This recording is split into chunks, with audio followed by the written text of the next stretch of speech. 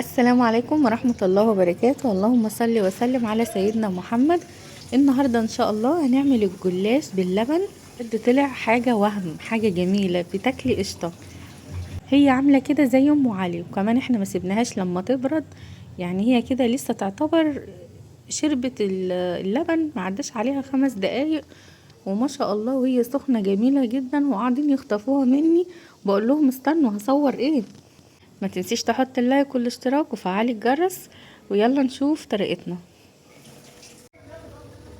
هجيب طبق فاضي، هنحط 3 كوبايات من اللبن. بسم الله.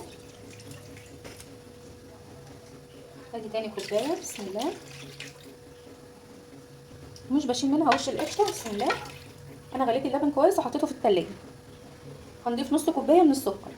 السكر خشن، اي نوع سكر. ممكن تحطي كوبايه من السكر البودر، وممكن تحطي كوبايه الا ربع، يعني التحليه دي حسب الاحتياج. احنا مستكفين انا هحط نص كوبايه فقط، وهقلبهم كويس لحد ما السكر يدوب. ما انساش اهم حاجه كيس من الفانيليا. بسم الله. واقلبهم كويس كده. يبقى ايه؟ اللبن جاهز بالسكر وكيس الفانيليا. هركنهم على جنب وجهز الخطوه اللي بعدها. هجيب البايركس هعمل فيه لفه الجلاش. ممكن تعملها في صينيه بالفرشه. هدهن دهنه بسيطه كده. احط معلقه. بسم الله. وادهن كويس من الجناب. بجد هتجربوها هتعجبكم قوي. بسم الله. هنحط نص لفه الجلاش. هحط شويه من جوز الهند. بسم الله.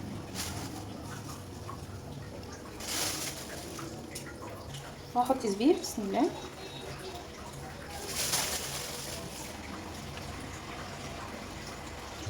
اي مكسرات عندك حطيها. هحط حبه من عين الجمل بس اكسره شويه.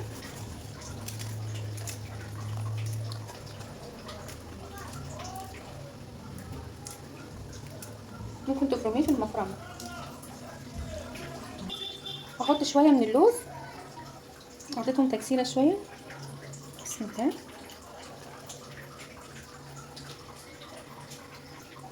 حبه من فول السوداني.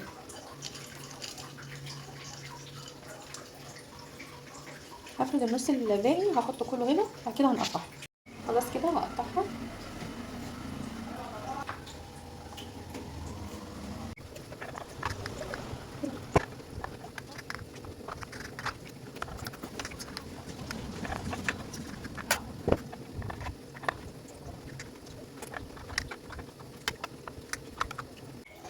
معايا كوبايه الا ربع من السمنه. بسم الله.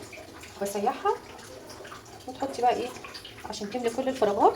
هتحطي فيها ايه بالراحه كده شويه شويه. بسم الله كده. ولا بتدهني ورقه ورقه ولا اي حاجه، سهله جدا وطريقتها بسيطه. وهي كفايه بس كوبايه الا ربع من السمنه. في ناس بتحط كوبايه بس كده الافضل عشان تبقى خفيفه.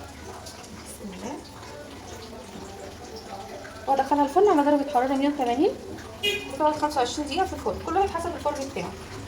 كمان فاض شويه لان مش هحط كله.